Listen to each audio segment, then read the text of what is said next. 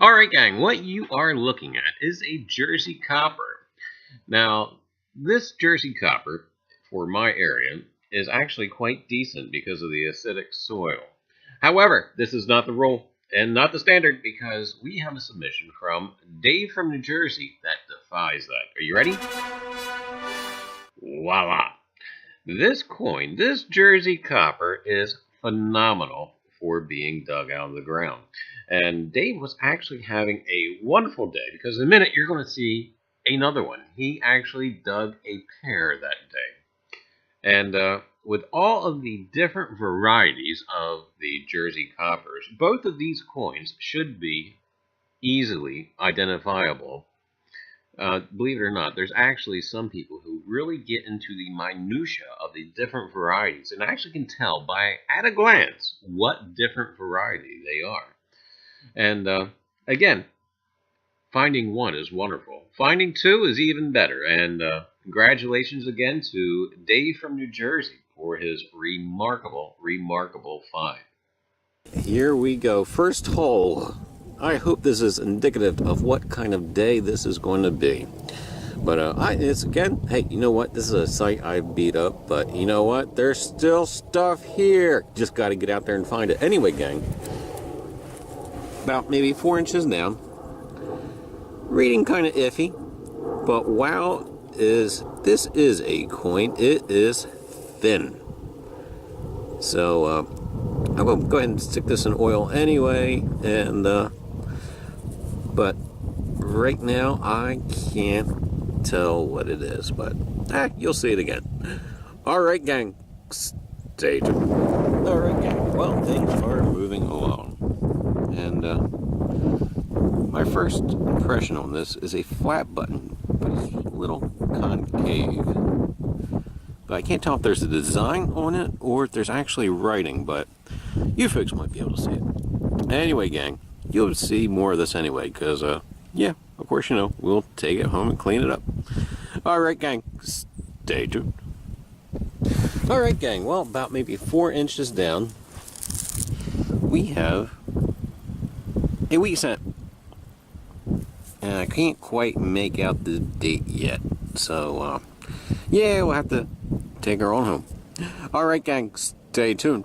The wind has picked up like you just don't know. So, we may go do the woods for a little bit and try to get out of the wind. But, oh, I just got a date. It's 1927, if you can see it.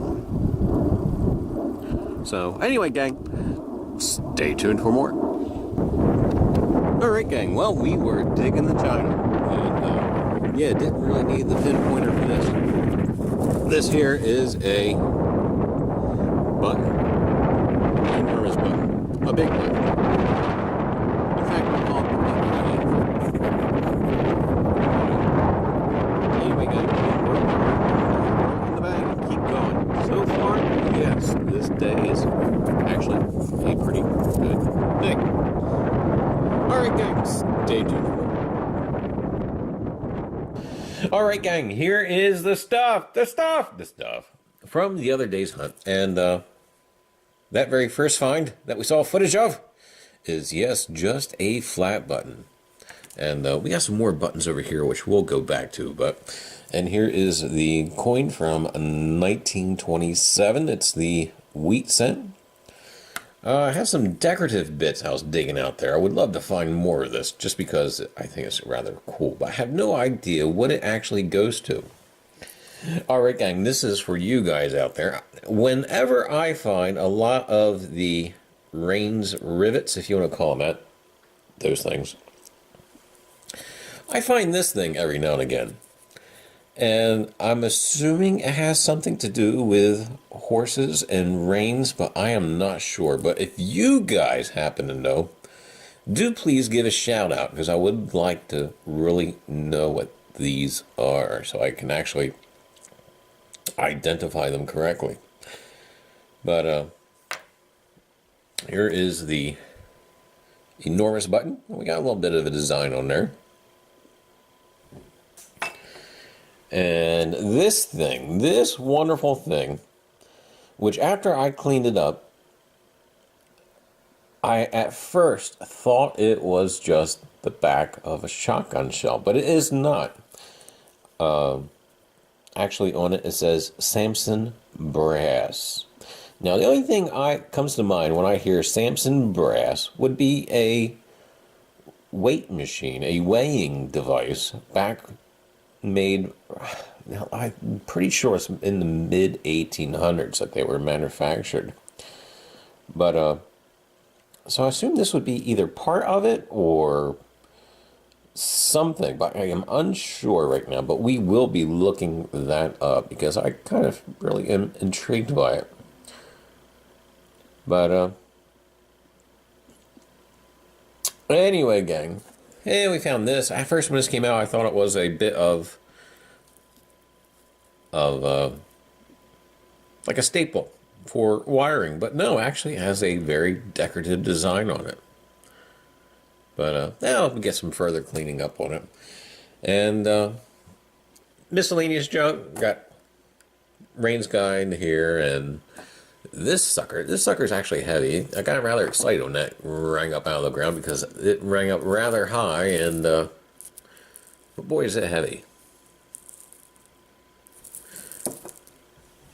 And of course we got our normal junk, got some lantern bits, and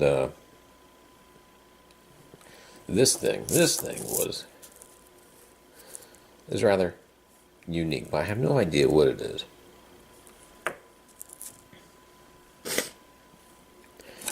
And then we have a rope tensioner for like a tent. And in that same site, this is probably like the third or fourth one I found now. So I'm actually going to try and figure out if whether or not like the Boy Scouts or anything that would have used military issue rope tensioners for that area. Because yeah, a lot of the Boy Scout stuff is actually repurposed government issue. At least the early stuff. And bit of a fountain pen, and oh, can't forget these. Got some lead seals, bag seals, and back up here to the flat buttons. With the flat buttons, I did manage to pull out there at the one site. I think it was only a couple. This one and that one. And one other one, which I'm not sure which one it is. But anyway, gang, they came out from a different site. And was running out of daylight. And was kind of checking out a new spot. But you know what? I have a little bit of footage of it. So here, take a look.